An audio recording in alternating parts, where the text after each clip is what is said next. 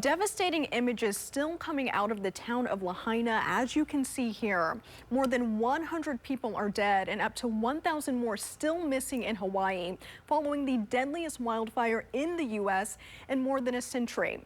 A Capital Region native who suffered a great loss in that fire now using her gifts to help. Rescue crews still searching through what's left in the town of Lahaina for survivors. We've been pouling a lot lately, just praying. Wyantskill native and former Top Chef competitor Lee Anne Wong now lives in Hawaii. And while she's thankful to still have her life and her home, she's without something else that's near and dear to her heart tonight. I actually drove out there for the first time yesterday and I got to see it, and it's shocking. Her restaurant, Papa Aina, where Lee Anne was an executive chef, and the historic Pioneer Inn that housed it, both burned down in the fire.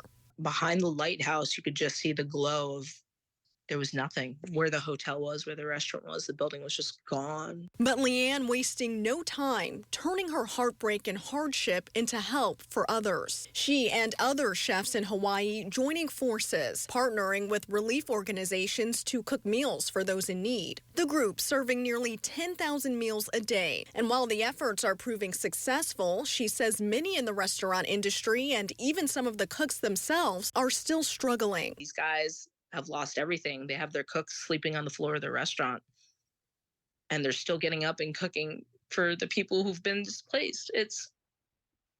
So even if you did have a job before, now that there's no tourism, nobody's coming here, now people are going to lose their job anyways. Total economic collapse. And while Lee Anne says it's going to take some time for her to figure out what's next for her restaurant and staff, for now she's enjoying using her skills to fill others with comfort. I lost my restaurant. I lost my knives.